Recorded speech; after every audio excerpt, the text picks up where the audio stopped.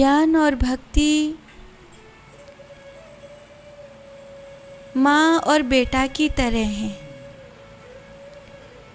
ज्ञान और भक्ति माता और बेटा की तरह हैं। भक्ति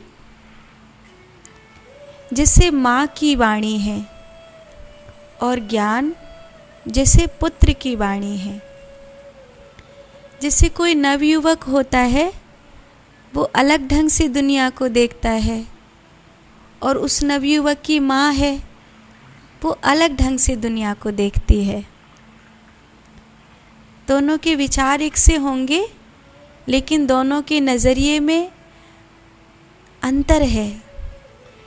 ऐसे ही भक्ति का जो मार्ग है वो सहज है, ममत्व से भरा हुआ है, शांत है, समर्पण है, प्रेम है, अनुभूतियाँ हैं, आंसू हैं, झुकाव है। ज्ञान में जानकारियाँ हैं,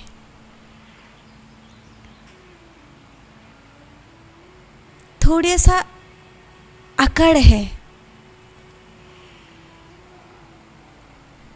पाँव हैं उसके बड़े, वो चल सकता है, मंजिल पर पहुंच सकता है, लेकिन अपने पाँव से पहुंचा है, अपने पाँव से पहुंचा है, इस बात का उसे थोड़ा सा गर्व है।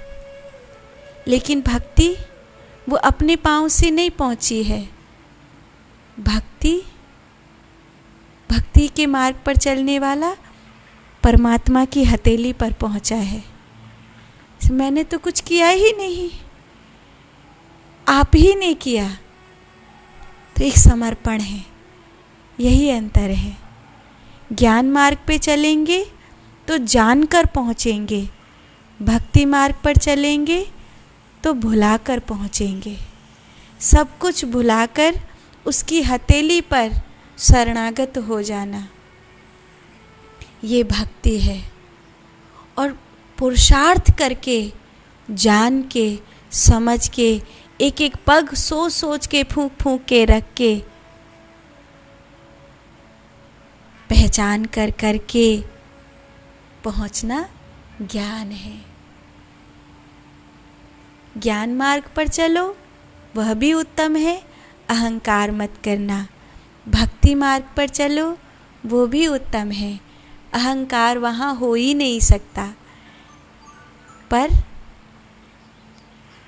भ्रमित मत होना, भ्रमित हो जाओगे तो पथ भ्रष्ट हो जाओगे। सोचते रहोगे हम भक्ति कर रहे हैं और उसका कोई भी परिणाम नहीं आएगा। एक बार महाराज जनक की सभा में हर रोज की तरह याज्ञवल्क्य जी सत्संग करने के लिए विराजित हुए। महर्षि याज्ञवल्क्य जी ज्ञान की चर्चा आरंभ करते, लेकिन किसी कारणवश आज राजा थोड़ा लेट हो गए, देरी हो गई उनको, तो याज्ञवल्क्य जी ने प्रवचन आरंभ नहीं किया। जब महाराज जनक पहुंच गए, तब याज्ञवल्क्य जी ने सत्संग आरंभ किया।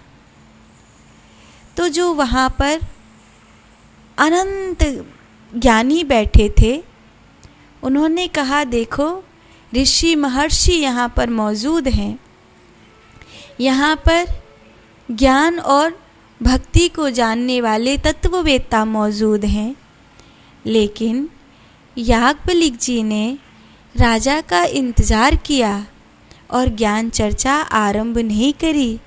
इसका अर्थ है कि राजा के लिए श्रोता और श्रोता में भेद है। क्या अंतर है कि राजा आए या नहीं आए।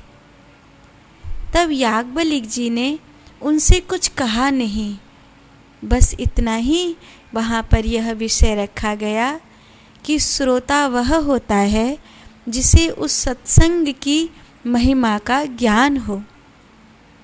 लेकिन महिमा का ज्ञान तो हम सबको भी है। जो यहाँ तत्ववेत्ता महर्षि बैठे हैं, क्या उनको महिमा का ज्ञान नहीं है? उनको महिमा का ज्ञान है। ये इतने बड़े बड़े मूर्धन्य महापुरुष यहाँ बैठे हैं, ऋषि महर्षि यहाँ बैठे हैं, तो क्या इनके लिए सत्संग महत्वपूर्ण नहीं है? याज्ञवल्क्य जी चुप हो गए। थोड़ी देर बाद कुछ सैनिक भगे भगे आए और कहा, महाराज, राजमहल के आगे वाले हिस्से में आग लग गई है, उस अग्नि को बुझाना चाहिए, इसलिए आप चलिए। तो वहाँ पर कुछ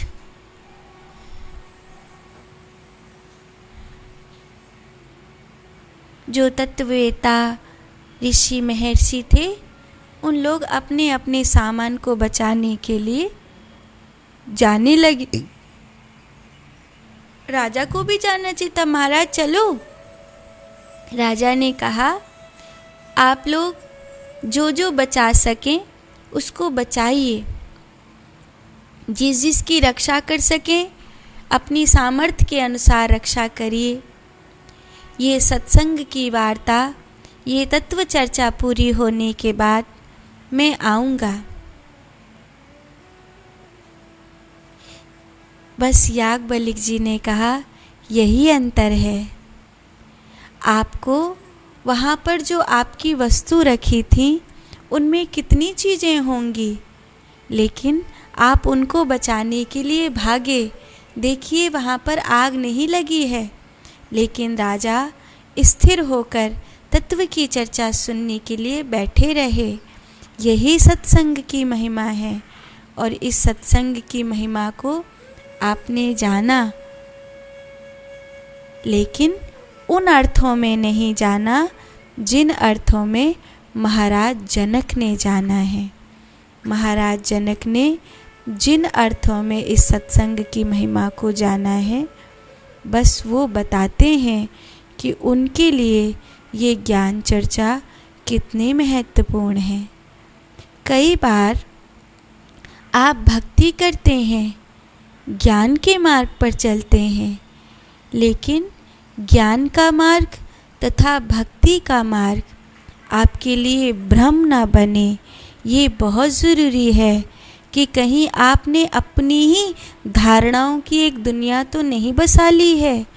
उसको जानना तत्वतः ज़रूरी है, तभी आप ज्ञान के मार्ग पर भी चल पाएंगे तथा भक्ति के मार्ग पर भी चल पाएंगे।